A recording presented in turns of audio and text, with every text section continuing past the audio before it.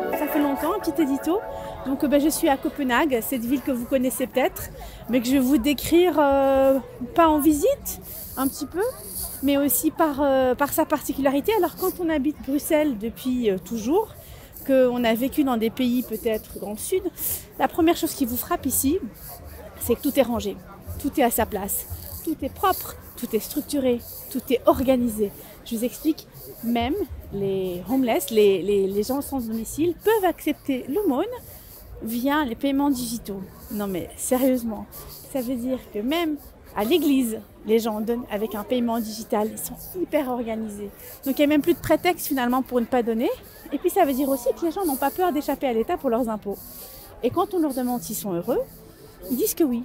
C'est pas moi qui le dis, c'est la rue qui le dit. Et aussi une étude très sérieuse de l'Université de Rotterdam a étudié le niveau de bonheur des pays européens. Elle s'est rendue compte que voilà, donc elle a prouvé les Danois sont parmi les plus heureux, voire les plus heureux en Europe. Et donc comment c'est possible alors qu'il fait nuit à 15 heures pendant 6 mois, qu'il pleut, qu'il neige, qu'il fait froid, etc., qu'ils soient plus heureux que nous ou que les pays du Sud qui ont le soleil, etc.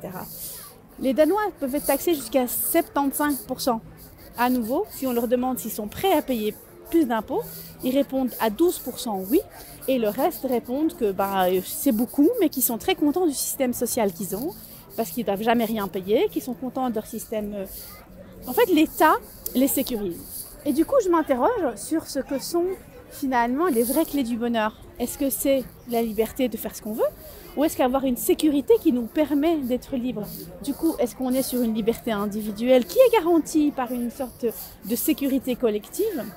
Est-ce qu'on est dans une espèce d'opposition alors des valeurs libérales et sociales? Je ne sais pas. Mais en tout cas, ce qui est intéressant, c'est de voir que malgré tout, ces gens se sentent donc en sécurité et du coup se sentent plus heureux. En fait, le bonheur est une notion très très différente de celle qu'on imagine, d'avoir une joie. Non, ils sont bien, ils sont sereins. C'est peut-être ça le bonheur pour eux et c'est peut-être ça le bonheur pour nous. Et alors, j'ai une anecdote intéressante, c'est que donc, les enfants, à partir de 7-8 ans, ont déjà un compte en banque. Ce qui veut dire quoi? Ce qui veut dire qu'en fait, ils ont une application qui leur permet de se connecter aux parents. Et quand ils ont une galère d'argent dans un magasin, ils envoient une notification à leurs parents pour leur demander de l'argent. Et donc, ça leur permet de contrôler aussi aux parents si l'enfant a payé, acheté ce qu'il fallait et tout. Et du coup, s'ils n'ont plus de galère d'argent, ils risquent d'avoir une autre galère, parce que la vie, elle est comme ça. Alors du coup, ça me fait un petit peu peur, parce que moi, cette galère-là, elle était gérable. Vous savez, quand les petits ils arrivaient chez l'épicier, quand nous, on arrivait chez l'épicier avec nos petits argent, nos monnaies qu'on comptait, et qu'on faisait tomber la moitié, et que du coup, c'était trop tard, c'était tant pis et tout, cette galère-là, ils l'ont plus, les enfants, parce qu'ils ont des diagrammes qui leur permettent de mesurer leurs dépenses, leurs parents interviennent là-dedans, et ils sont OK avec ça. Donc voilà, à chaque époque, ça galère. En tout cas, moi, je voulais savourer cette ville qui est sereine. C'est vraiment une ville sereine avec des belles vibes. Et réfléchir du coup, c'est quoi le bonheur finalement? Merci, à bientôt.